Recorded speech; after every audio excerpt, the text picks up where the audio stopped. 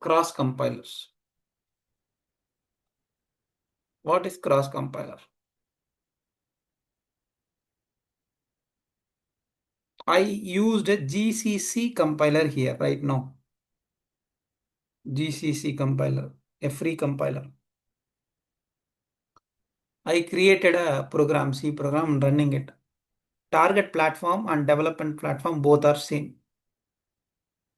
This is like direct compilation. I create a program and compile it in my target and run it in my target.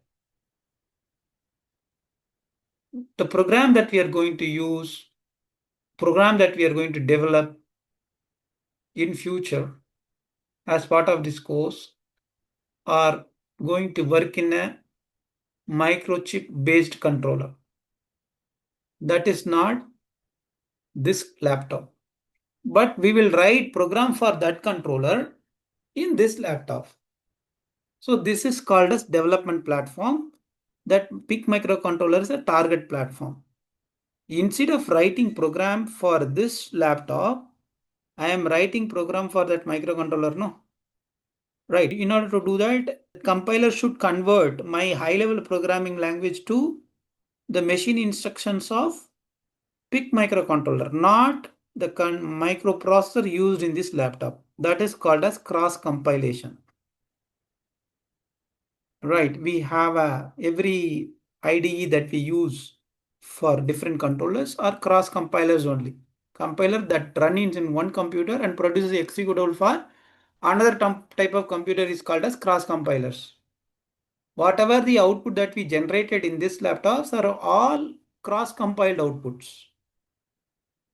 You cannot run that in this particular laptop. Every time you generate an X file, you have to use a flasher to flash that in that microcontroller. But you can write program here and cross compile it. Got it? Simulator. What is simulator? In simulator, we have a synthesized microcontroller in software itself. It is something similar to using a demo version of Keno and then creating REST-based simulation in the PC, studying a microcontroller behavior using Proteus. We have like this now. So we can bring the software architecture of a particular controller in software and can write a program for that. We can load the program and see the result in software itself. So that such a thing is called a simulation. There is no real-time interaction. Software program which allows the developer to run the program created for one computer in another. Simulate running condition. It brings that running condition of that particular microcontroller, helps to debug the code before I flash it, because flashing is not such a easy.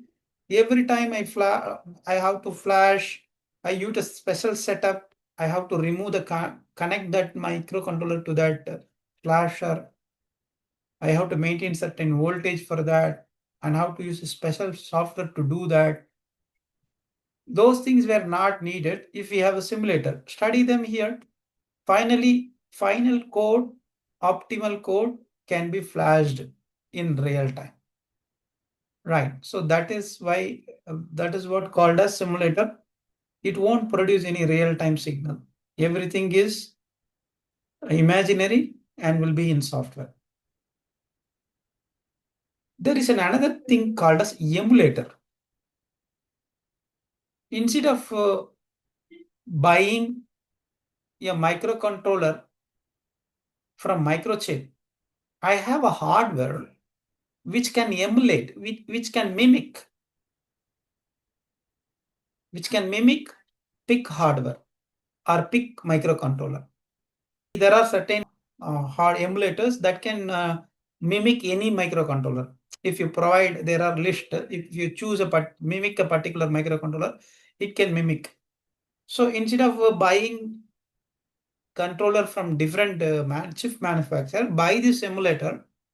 It can generate hardwired signal and it can also react to hardwired signal as it happens in real microcontroller. Right? So hardware device which behaves like a target machine, reacts to events, comes along with a monitor program. These sort of emulators will have a monitor program. We have a vector hardware and then a Keno software.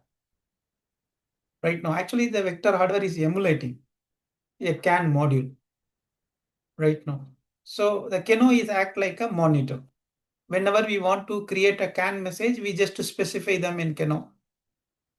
That goes as a command to vector hardware. It generates a physical signal required for that particular CAN message. We feed that physical CAN signal to real module. The real module thinks that it is coming from a real module. It doesn't know whether it is coming from vector hardware or it is coming from another CAN module. Got it now? Give me a So that is what the simulator is. Complete software. Emulator is a hardware which mimics the target and has a monitoring software to control it. Then you can call that as an emulator, right? Then we are coming to the climax. We are going to use this IDE, MPLAB X IDE, for our project development as in the course. Whenever I want to show some logics, I can use this GCC compiler, but when we want to run a real program in an embedded system, we need this IDE. This is the link. I just paste the link. You can download from that link. Right. Let me show the steps. Just I paste that in chat box. Just click that link. It will lead you to a website.